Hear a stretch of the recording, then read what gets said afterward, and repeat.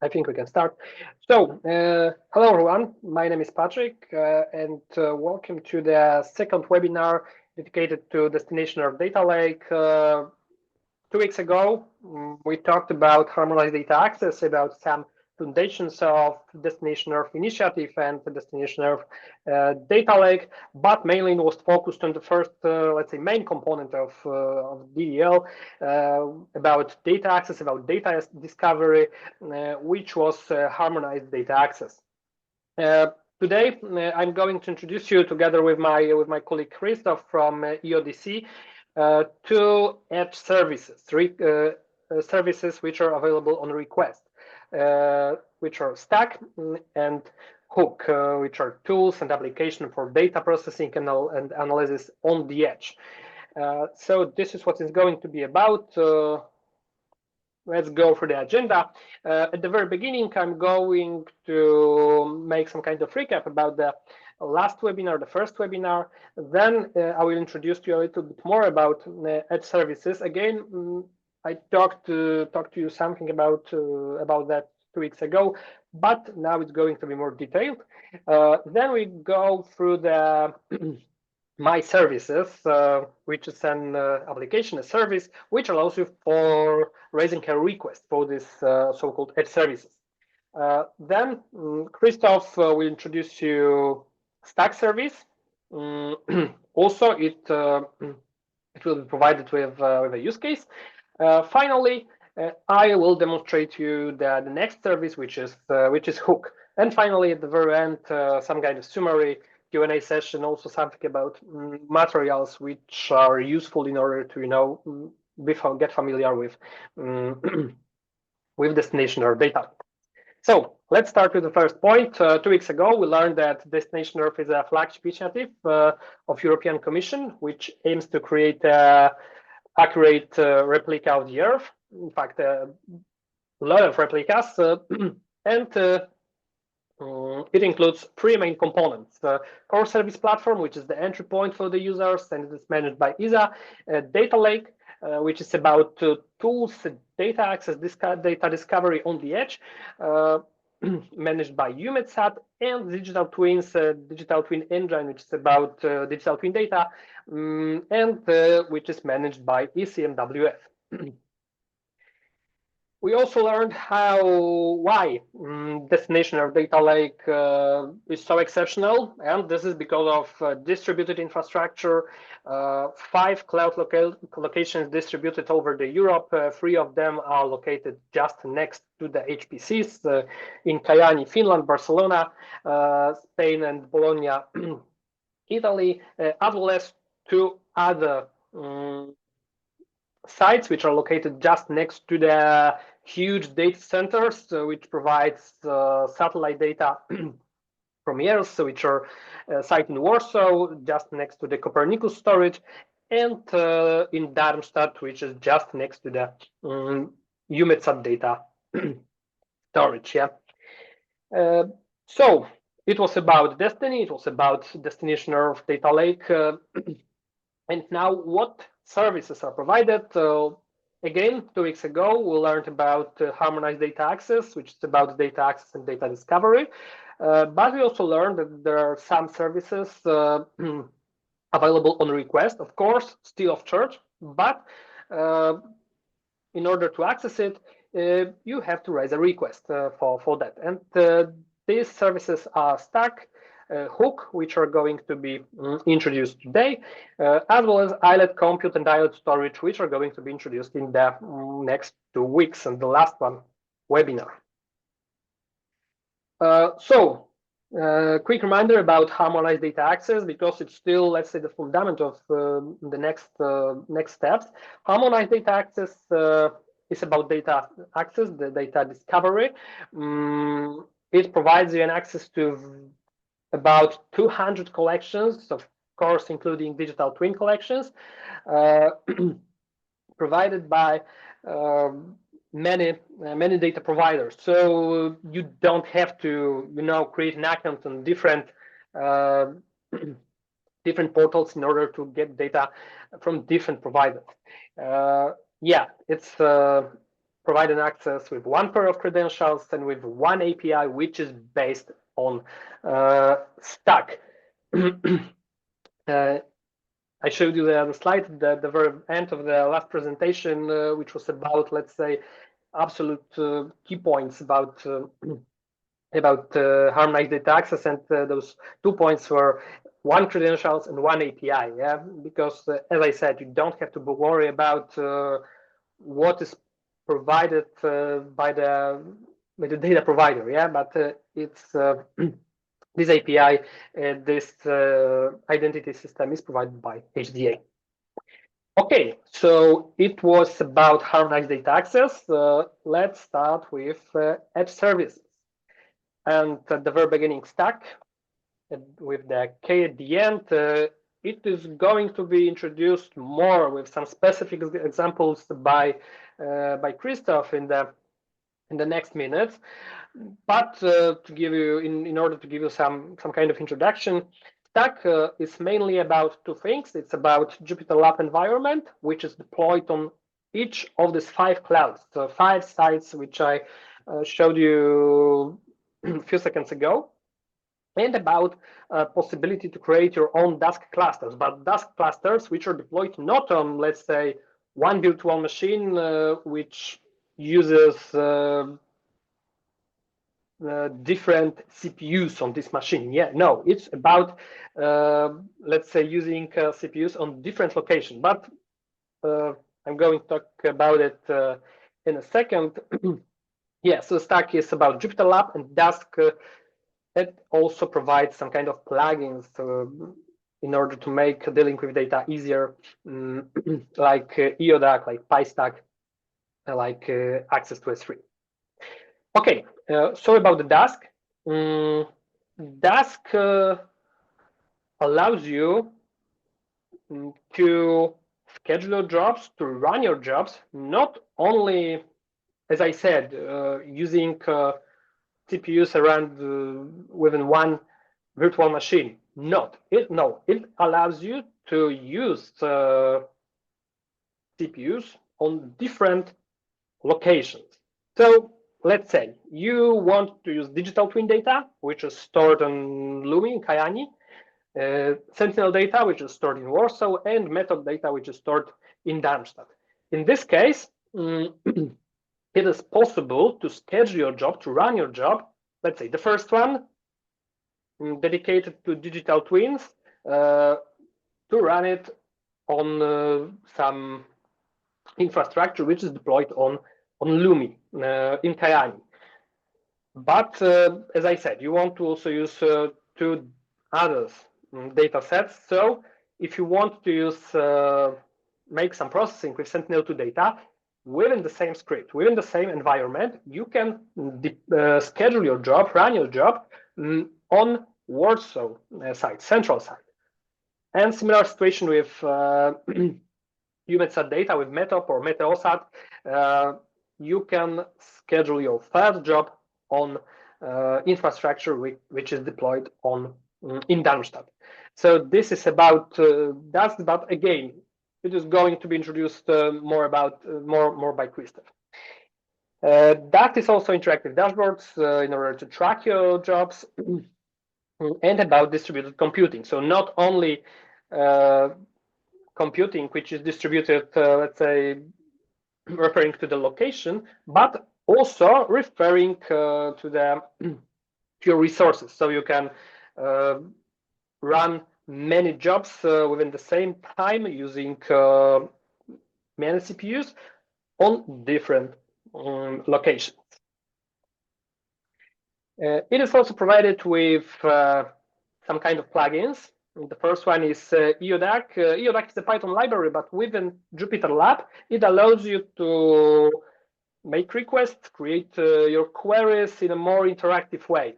So you don't have to be so familiar with coding, because you can create your query using this graphical user interface, then click the button generate code, and then you will be provided with the ready-to-use query. So this is about the EODAC, but also there are provided other plugins The first one is about object storage access. So if you granted with such an access to S3, to islet, or maybe you have your own S3 storage, you can provide here URL, your credentials, and you can connect with the subject storage.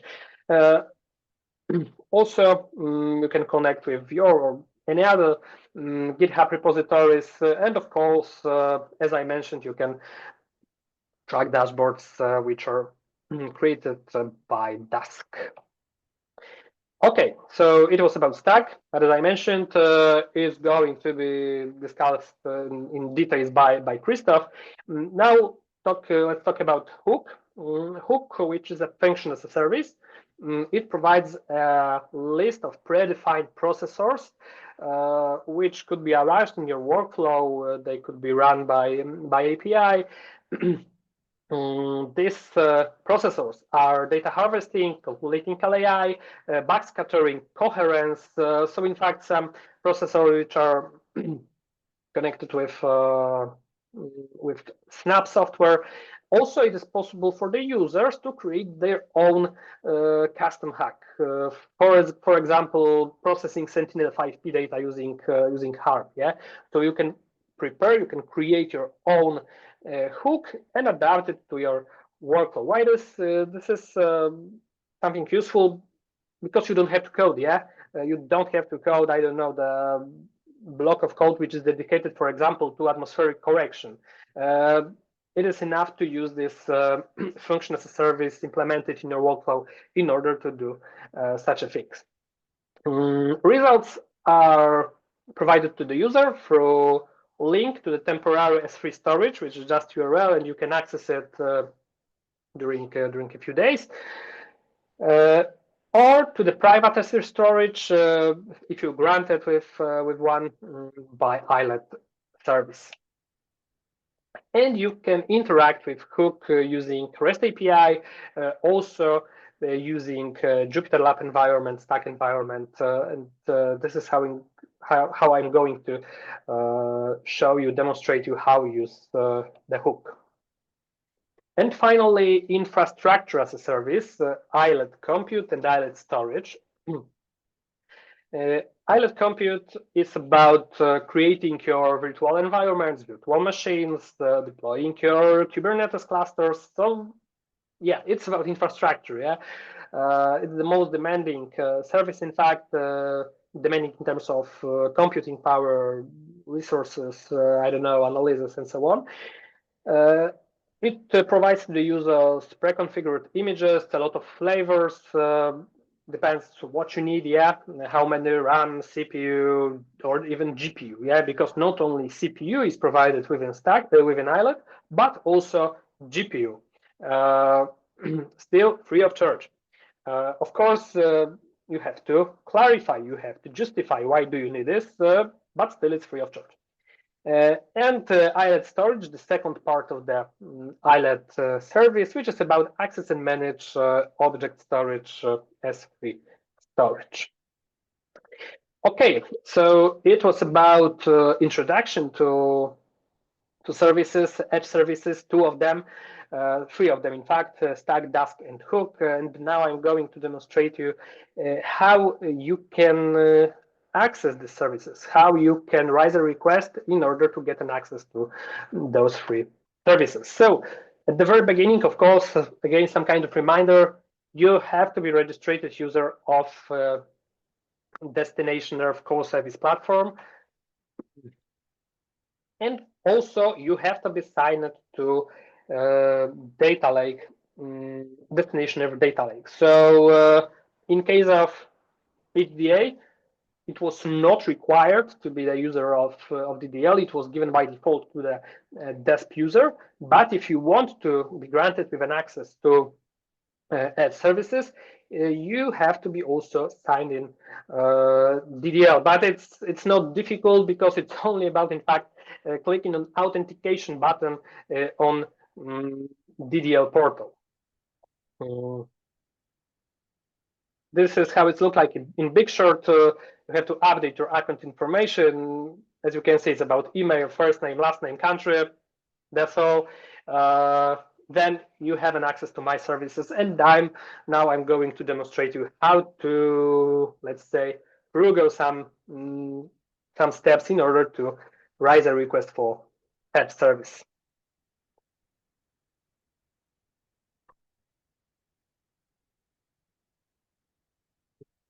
Give me a second. I will change the screen.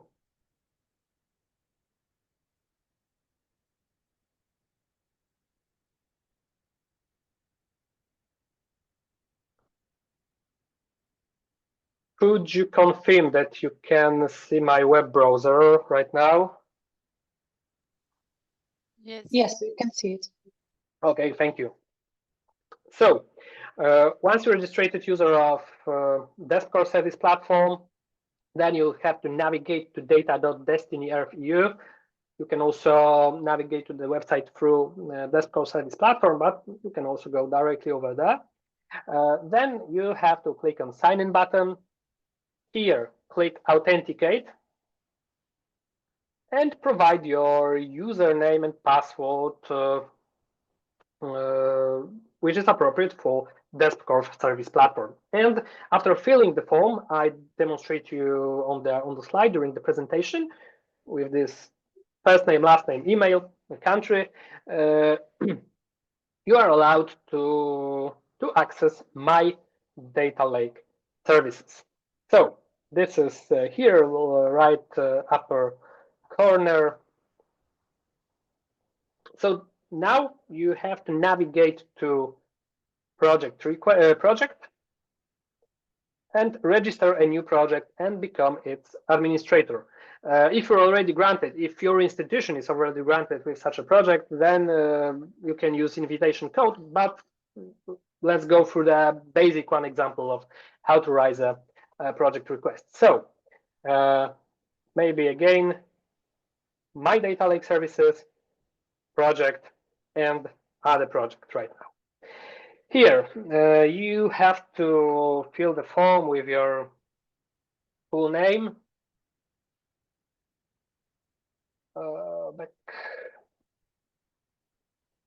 postal address. Maybe I will write something which is not real over here.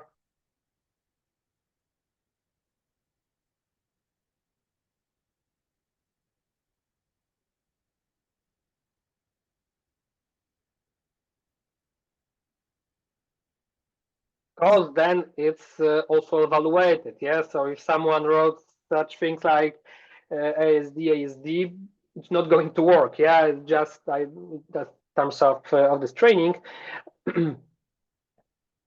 In the next step, you have to choose your project type. Is it academic research? Maybe it's about startups. Maybe it's about using data as ESA, EUMETSAT, or ECMWF contractor. In this case, I will choose that one, then next. And here in the next step, you can choose which services do you need. So in this webinar, we're going to use Hook, Stack, Jupyter. You can just select the service. Maybe I will go with one. Next. Number of users which are who are going to use the service, because this access is limited to organization, yeah, not to the user itself, but to the organization. So in this case, you can raise a request for some specific number of employees, researchers, so whoever wants to use the services within your organization. So then next, and here you have to clarify, to justify why do you need those services. About 500 characters, so it's not a proposal. Yeah, it's not about writing I don't know, several pages of text. No, it's more about just justification, simply justification. Why do you need this specific services? Then it will be active after filling it with 500 characters. Button submit will be active, and then you can raise a request for Edge services. And once you granted with this access, you can find your roles which were given to you in active roles button. And here I have HDA access, which is given by default.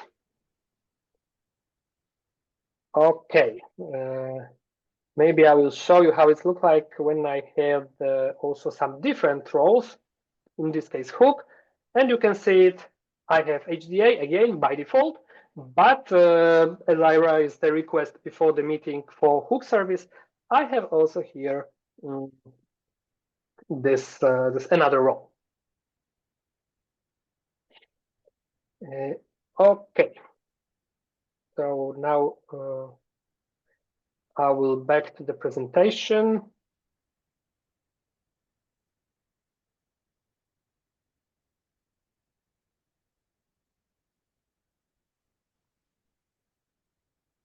Okay, and this is the point when I want to pass the voice to my colleague Christoph, who is going to introduce you Stack, Dask, and why is it useful in terms of how we deploy it within a destination or data lake. Christoph also introduce you some use case about using these services. So Christoph, the floor is yours. Thank you, Patrick. I will share my screen in a second.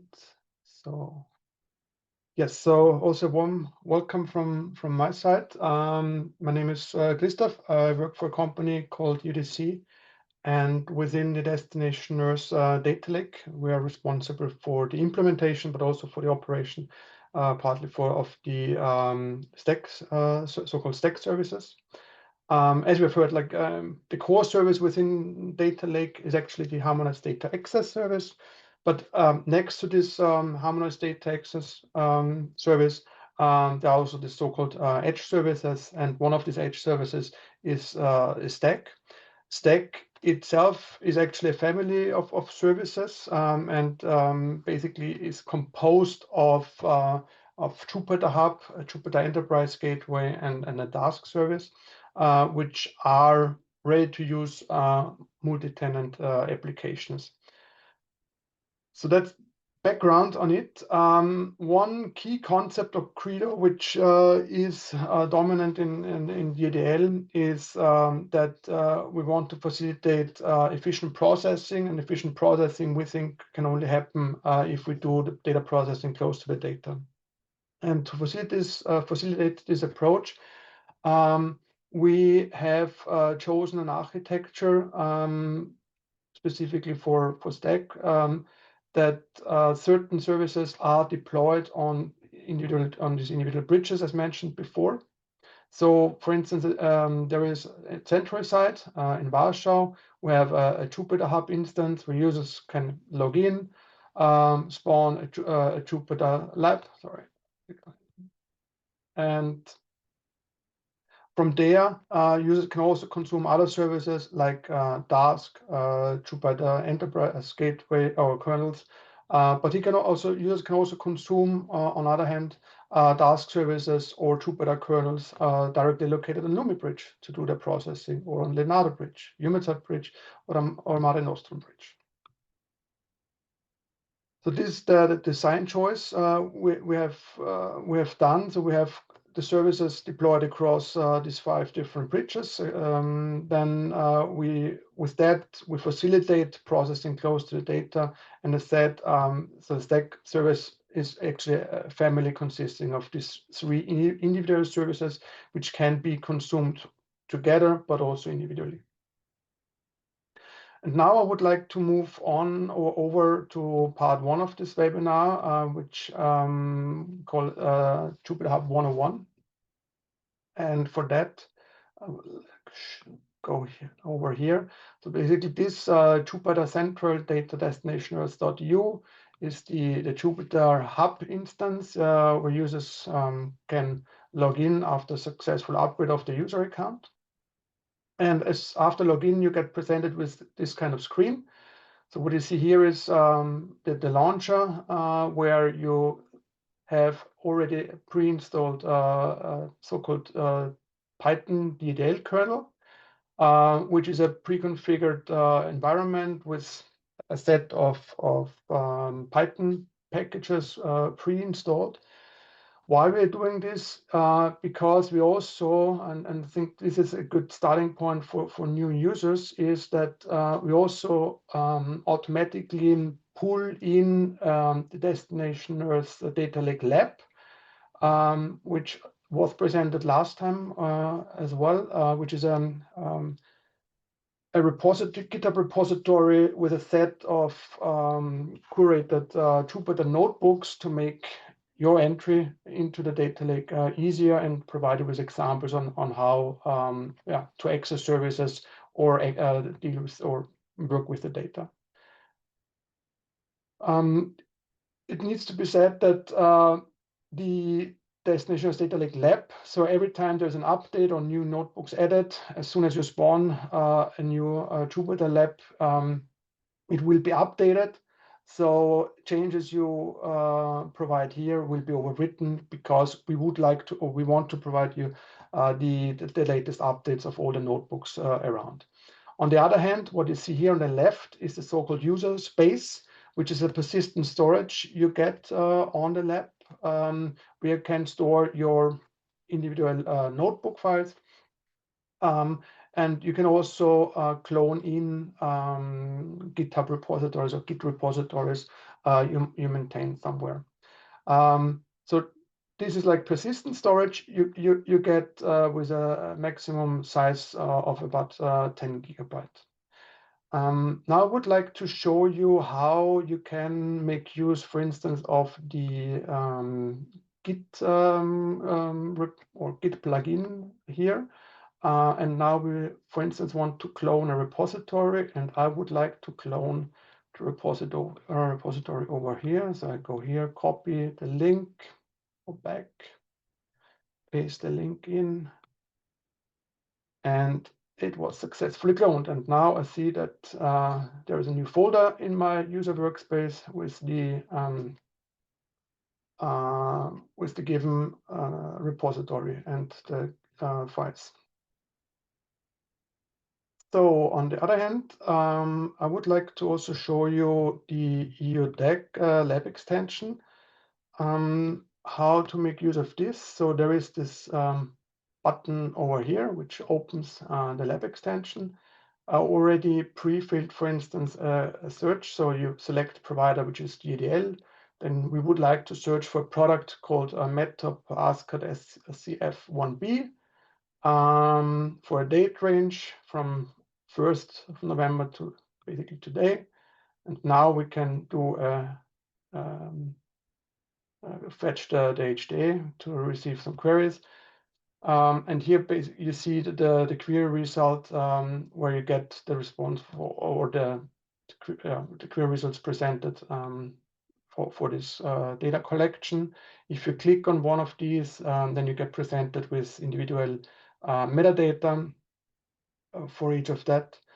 You can also now click this button, generate code, click in a notebook here, and this is the code you can make use of to get the same or the same search result for this specific file within a Jupyter notebook, making use of EUDEC, which is pre-configured.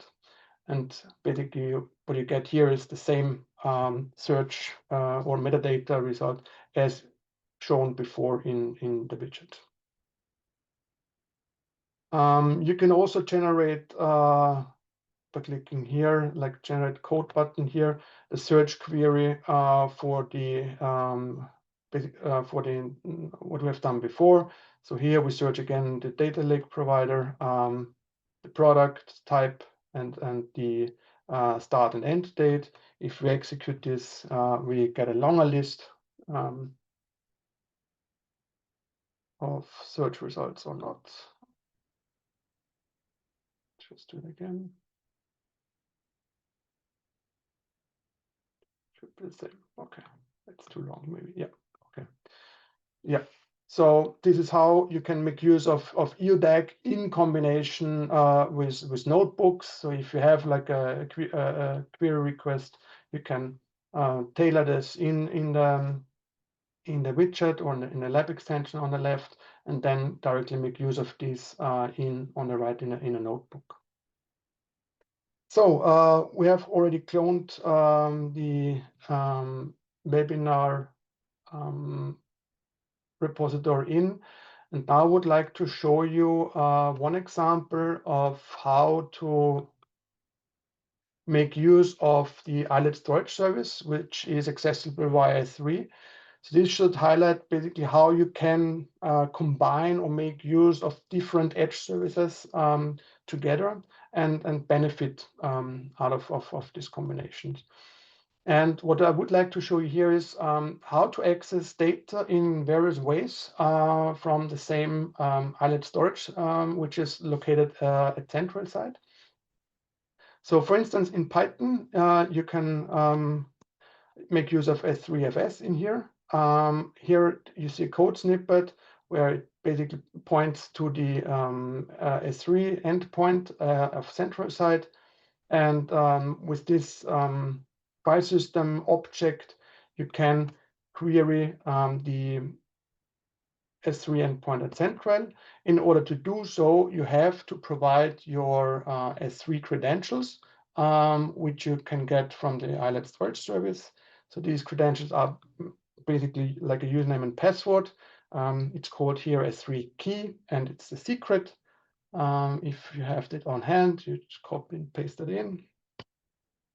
With that, you have already like a connection, and now you can query already the Edge storage service and see basically that there are a certain set of buckets available. You can also do the same thing if you're with a lab extension, which is called the S3 browser extension, which is located on top left here. So what you have to do here is you have to provide the endpoint. So I would just copy that over from here. Replace this with central. And again, provide the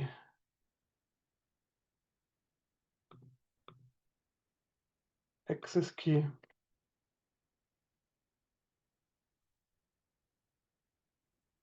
And the secret. We can connect, and voila, we see the same output, so the same buckets as here. So this can be really just used as a browser to get a visual impression or an idea of what is actually on or located at this given Edge storage service.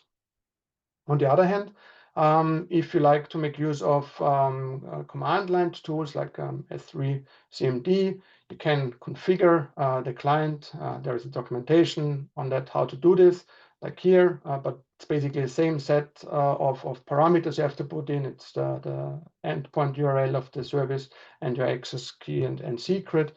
And with that, you can also query your buckets with a CLI tool.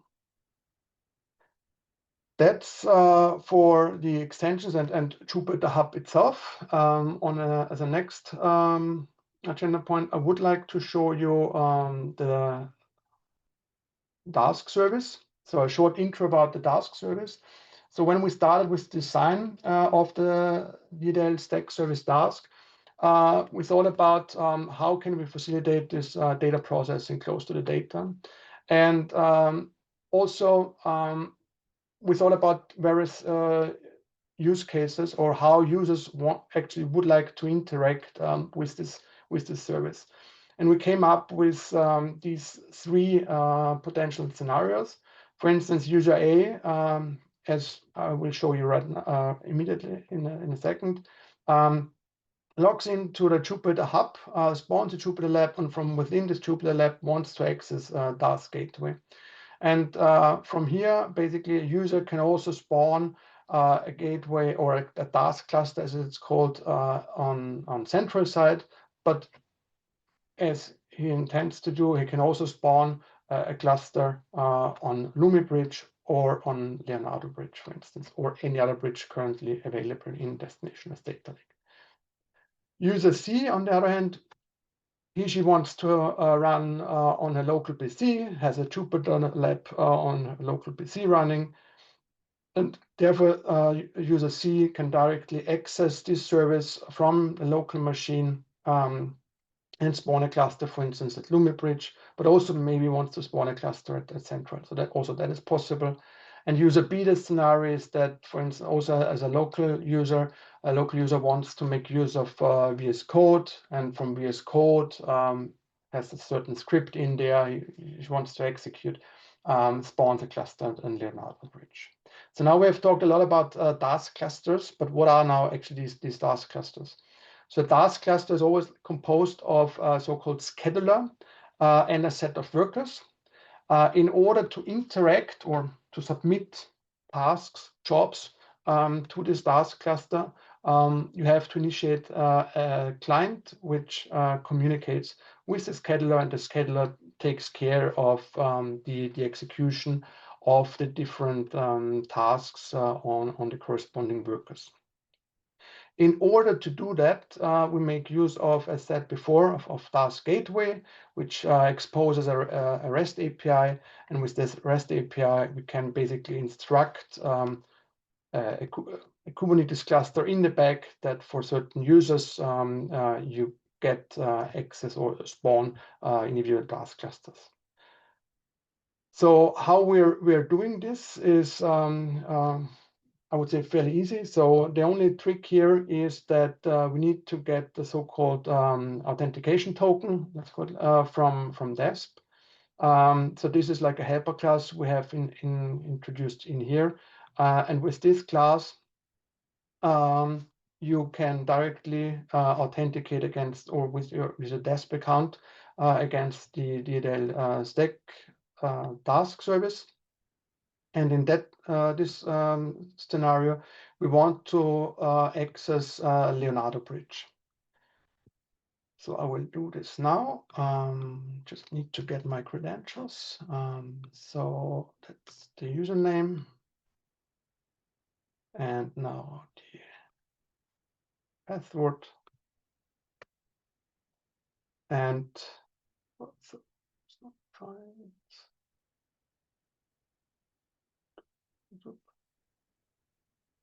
Sorry.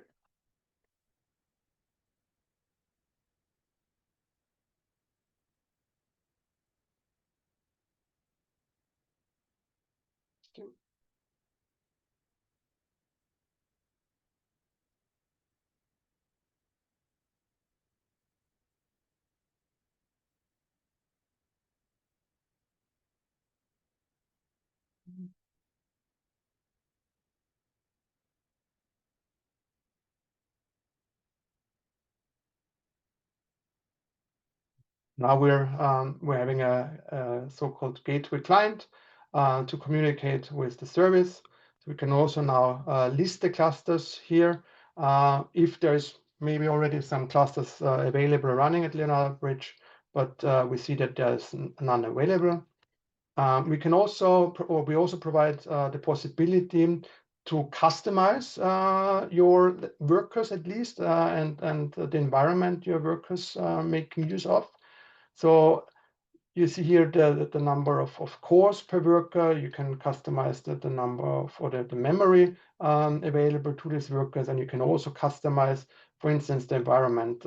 We can also make use here of a different environment. So there is one we prepared like this.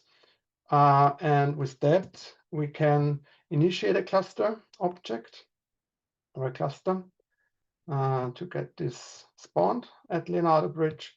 So we now see that we have a cluster. We also get this dashboard link. So with that, I really like to make use of this.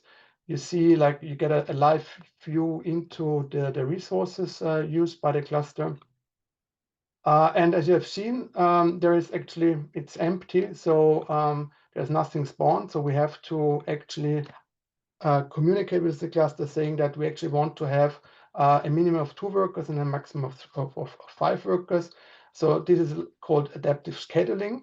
So if we execute this, the scheduler will ask for a worker. We see that now we have 2 workers available. And in order to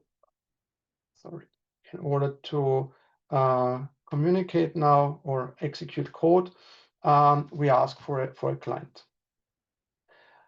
A typical use case we have so we would like to run some kind of read, transform, write data workflows, which is most likely like implemented as a for loop, where we have like a list of files, and per item or file we want to execute something and write something out. We can do something similar with Dask, but can execute this in parallel, and we can execute this also in a remote sense. So for that, we just implemented this simple function, process file, which just simulates a processing, so it sleeps for a random amount of seconds, between 1 or 10 seconds. So this is a simple function you can define in Python. You can even try this locally on your own, providing some inputs here. Now we have 10 seconds. So we see that's the output. You can even now just submit that directly to the cluster by using client submit, the function and the parameter of this function. You see that it's pending. It means that it was submitted, but it wasn't executed. You see it there was something happening. It took 3 seconds. So if we now move again over, we see that the execution was actually finished. Okay, but we haven't seen the result. To get the result, we need to call this method called results, and we see that this function was executed remotely. On the other hand, we want to do that more in a scalable way, just as a showcase here. So we have here, for instance, a number of 10 files we would like to process. So it's a list we can generate. And here we make use of so-called bag objects in Dask. So we provide this list as a bag, and then we can say, please map us this process file on this bag and compute the results. And now when I can do that, and if I move over, you see that there is something happening, that there are still like certain executions pending. And upon finishing, so now it seems to be finished, and in a second, so we're still 3 to go, 1 to go, and it's done. And we also get back the results. So this is just a simple example on how to make use of Dask for these kind of workloads. And at the end, we also want to shut down our cluster. We can do this by simply just run this method shutdown, and with that, you free up resources for others to be consumed. And with that, that's the first intro about Dask and how we now apply these kind of method or ideas in a scenario I would like to show you now.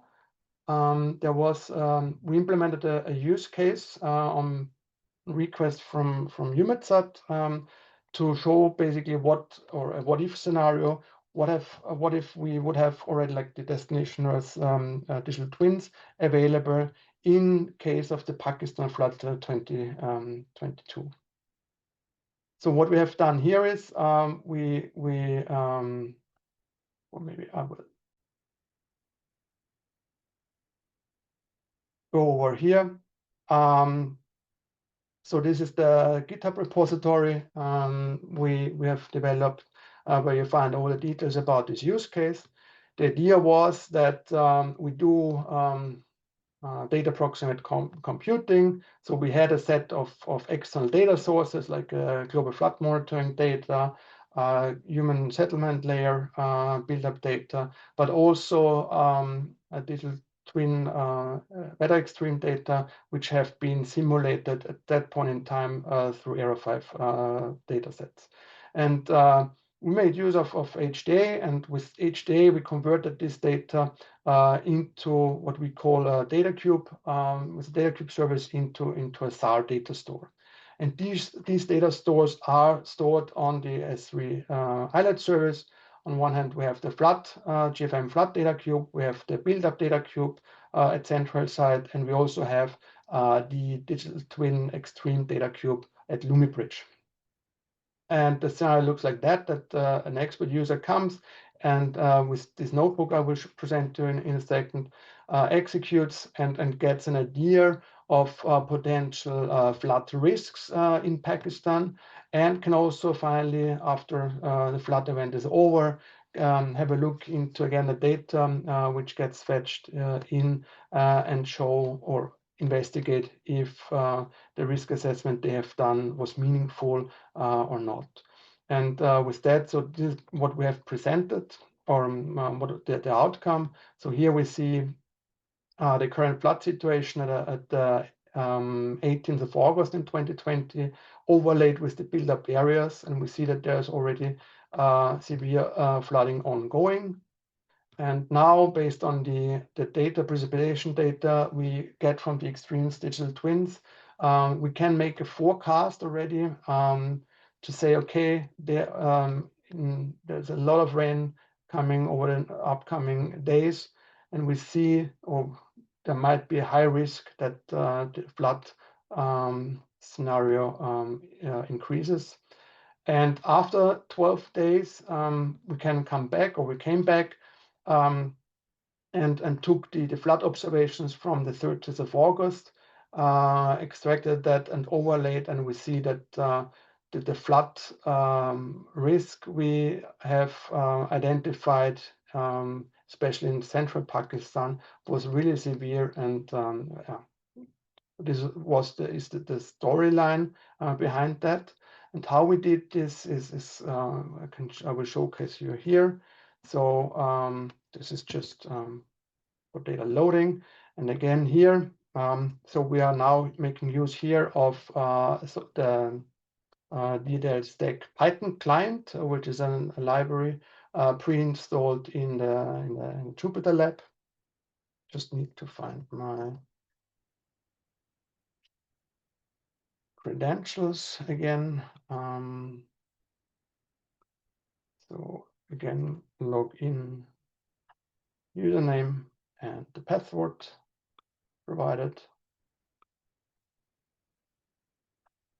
And you will see here a different scenario, because actually what this Python client for Stack is doing is it spawns up a cluster on each of the bridges, so that you can really do easily data approximate computing. And in order to do so, we have developed this client to make it easier for the user. Again, same options here, so you can change the options here. And now if you provide this to the client with new cluster, you will see that not only one cluster is generated or spawned at a time, but there is one cluster now spawned at Central, at Lumi, Mare Nostrum Bridge, Humitsat Bridge, and Leonardo Bridge. Now we have to wait a bit for that. And as I said before, we stored the data cube on different locations. So there's one location, central site, and the extreme DT outputs are stored at Lumi. In order to access this, same as before, we would like to make use of the ILED storage service. So in order to do so, we again need to pass on our credentials. So we have here the key and the secret. And for Lumi, this is the same.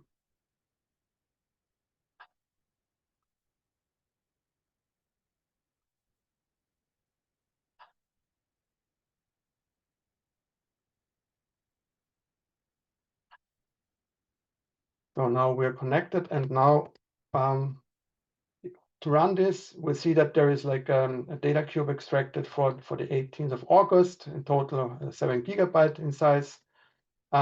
We also have the global human settlement layer there, which is about 60 gigabytes in size.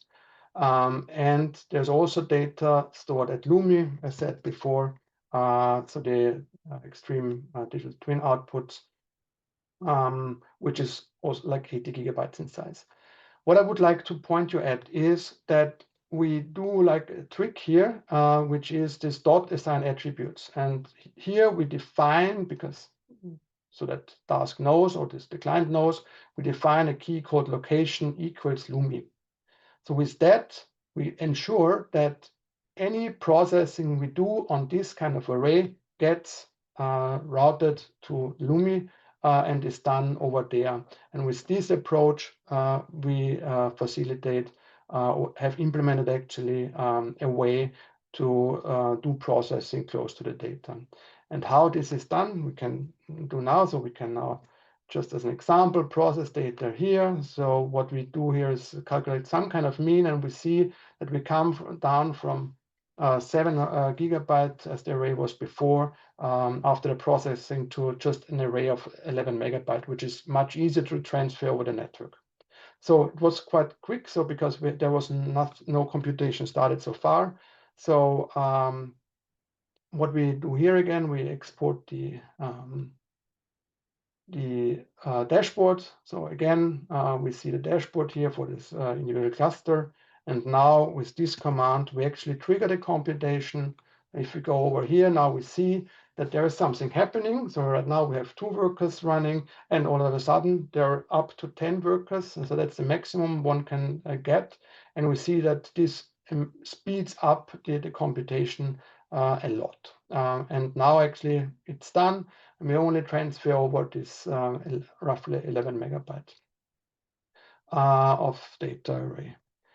We can do the same for the build-up area. This takes a little bit longer. It's because it's a larger data set, but same story here. So was scaled down again to 2. Now we get 10 additional or 10 workers to execute this job.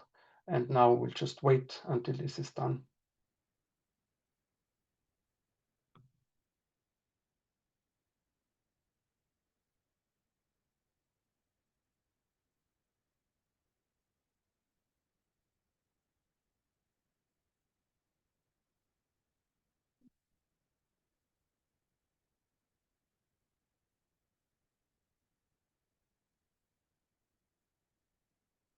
So now it's done. So we also get this array over. Now we see the result.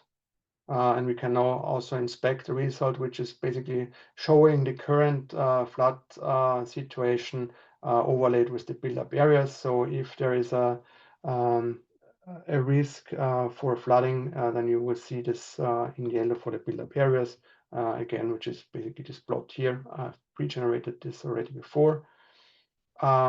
Yeah, and we now would like to do the same thing for the digital twin extreme data. So for the we would like to accumulate the precipitation.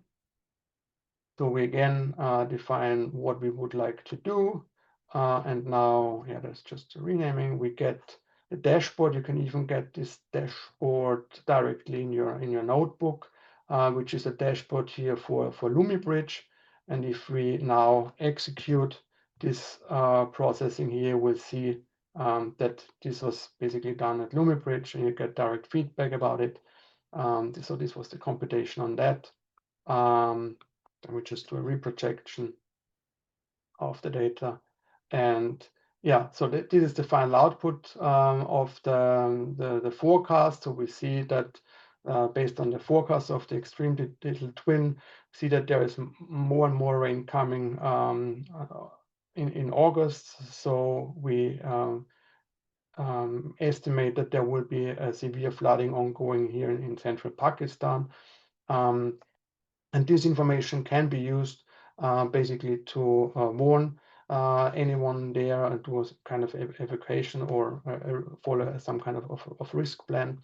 And yeah, so this is all from my side about the flood use case.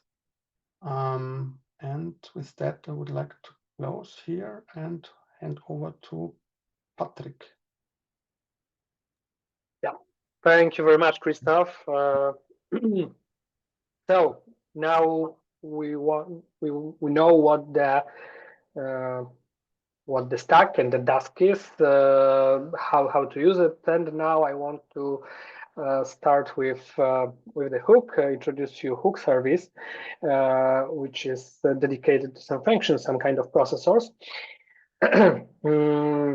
Okay, I will share the screen.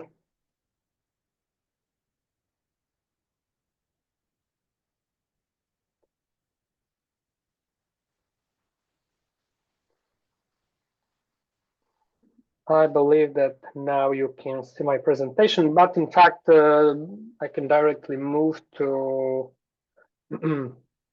web browser to show you how to use Stack. Give me a second.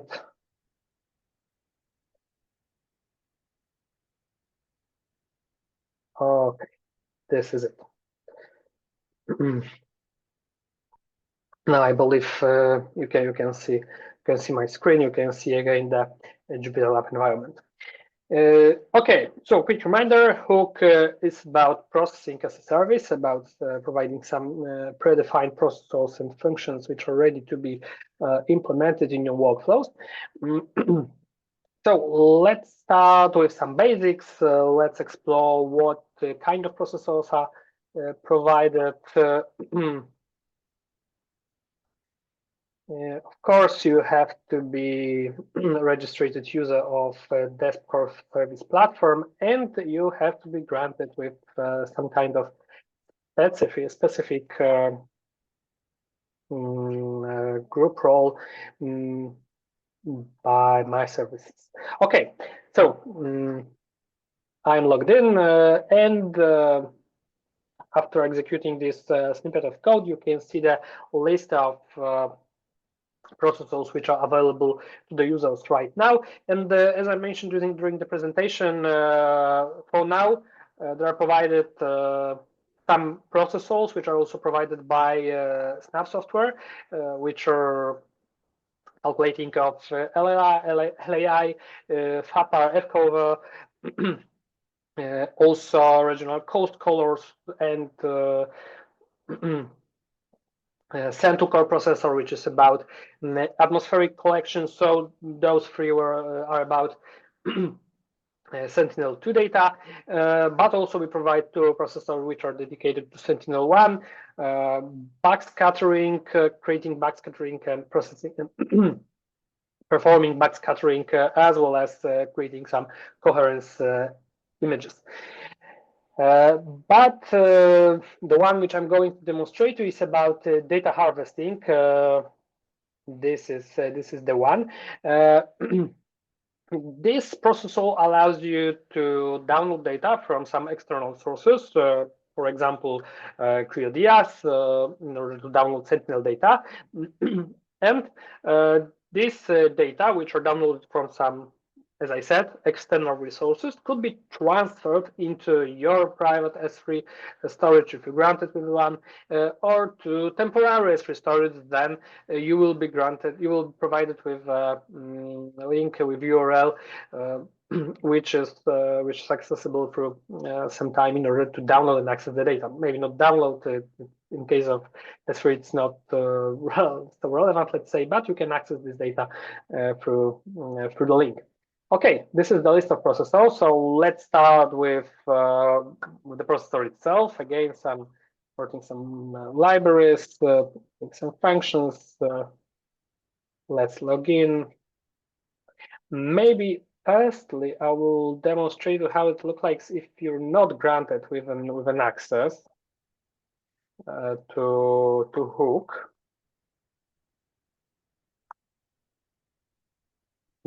So you can get some information about the processor itself. You can also retrieve the list of processor. You can create a request, of course, but you shouldn't be. Oh, this account was granted with an access, so that's why. Yeah, my bad. Sorry. Once again, I will log in with with some account which is not granted with the specific role.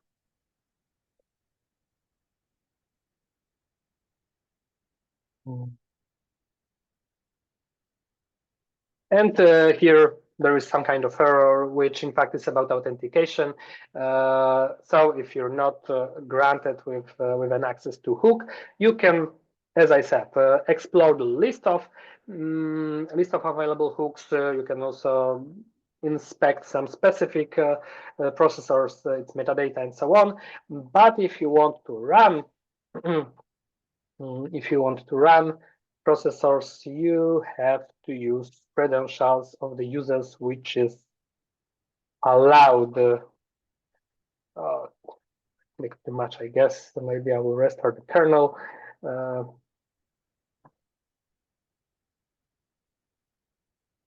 And start again.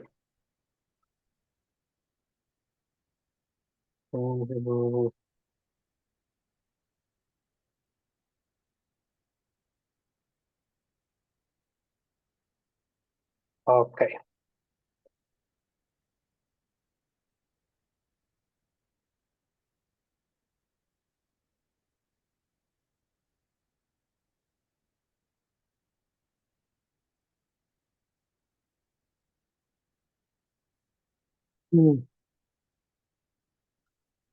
So in this case, I want to download some Sentinel-to data from CreoDS repository to S3 storage, which in this case is going to be a temporary S3 storage.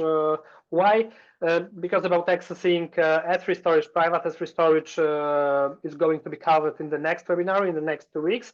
So for now, I'd like to demonstrate, let's see, the basic version of Hook and how to access the data which is provided by this processor. And now it's successful. But in that very moment, that is pending. It's quitted, yeah. But when I try in a second, it should be in progress.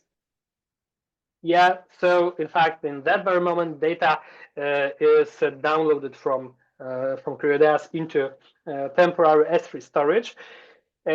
So it's going to take like a few minutes, 3 or 4 minutes. So if you want to, I don't know, drink a glass of water, I think it's the best time because in fact the data is being downloaded right now. So it takes like 3 or 2 minutes, 3 or 4 minutes, as I said. So in fact, during this time, nothing going to happen. Oh, I made a mistake. I tried again.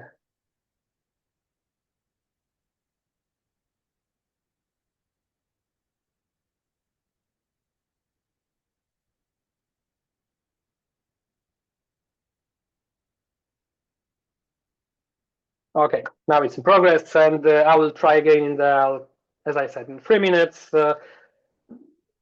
and maybe it will be ready. But in 3-4 minutes, I'm sure that it will be ready to be downloaded and moved to this S3.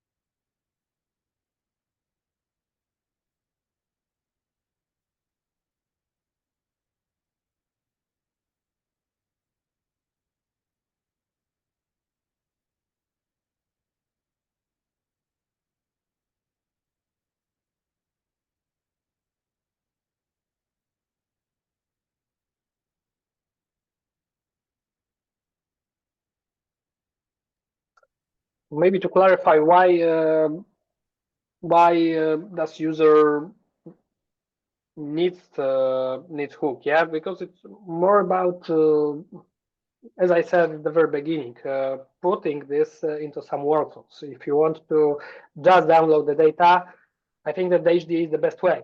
But if you want to create some kind of workloads, which some kind of batch processing, which going to to work in the background, hook is the way. Yeah, in order to prepare some data, especially if you access it from these different sources. Yeah, then you can download data from, I don't know, from Copernicus, from EUMETSAT, from some Copernicus services, put it into S3, and then access it directly through S3. So it's quite convenient and make some further analysis faster and more convenient to the users to be done. Still in progress. Yeah, I think that 1 or 2 minutes, it should be ready.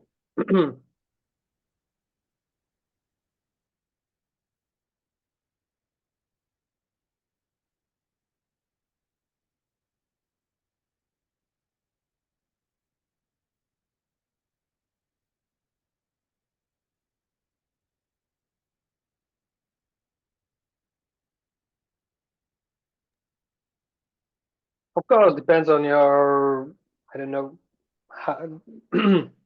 coding, how you code. Yeah, it's on you. You can create here some code in order to make this request automatically.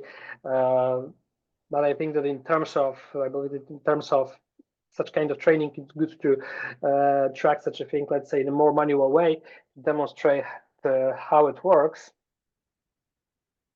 Oh, now and we have completed. So data was moved to temporary S3 storage. In this case, here I can call the URL, and if I click on it, I can download the data locally to my computer, to my laptop. Of course, it's not necessary. Yeah, data is on S3. So if you want to make some analysis with this data, some kind of processing, you don't have to download it to your computer locally. You can access this data directly from S3. But let's say I want to demonstrate to you that this is in fact the Sentinel-2 image which I requested for. That this is complete.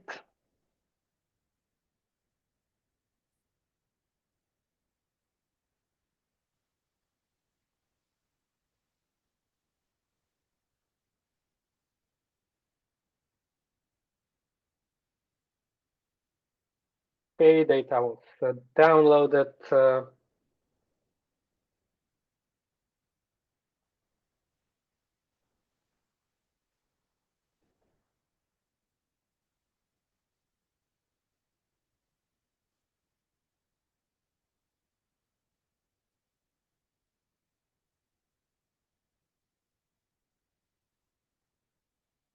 And this is just the save file which consists Sentinel-2 data, Sentinel-2 bands. Okay, so this was about the hook. It was also about the stack. At the very end, I'd like to back to presentation. Okay. Okay, some kind of summary. The same slide I showed you 2 weeks ago. What should be remembered from this webinar, also from the previous one, about HDA? I also mentioned about that today. API, which allows you access about 200 data sets with 1 credentials and 1 API. Services available on request, Edge Services stack, which is about parallel computation, which is about distributed computation in different location, about coding via web browser. Hook, which provides you some ready-to-use workflows. Thanks to that, you save the time because of Let's Coding.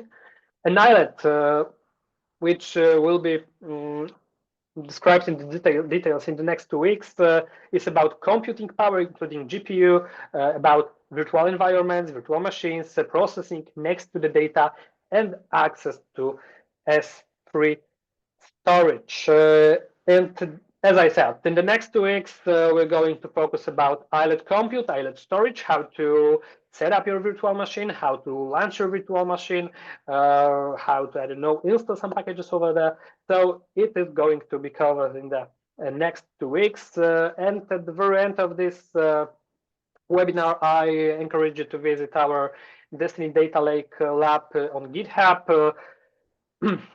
Where all of the many tutorials, also including those ones which were presented by Christoph and myself, are also published over there. It is really up to date. When something's changed, we're making some updates. So I really encourage you to explore it if you want to dive into destination of data lake. So that's all from my side. If you have any question, of course, now we have a Q&A session, but also you can catch me on LinkedIn. You can write to me. And now, thank you very much. And I encourage you to ask some questions. Let's start with this Q&A.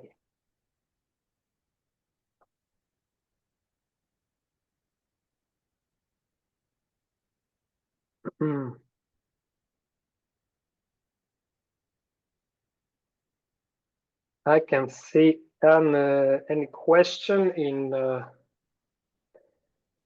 Q&A mode. Okay, this webinar, of course, it was recorded, so it's going to be shared to the public as well.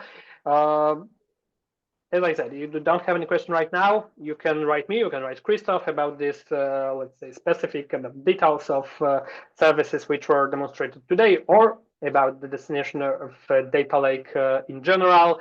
And for today, thank you very much, and see you in the next 2 weeks during the webinar about islet compute and islet storage. Goodbye.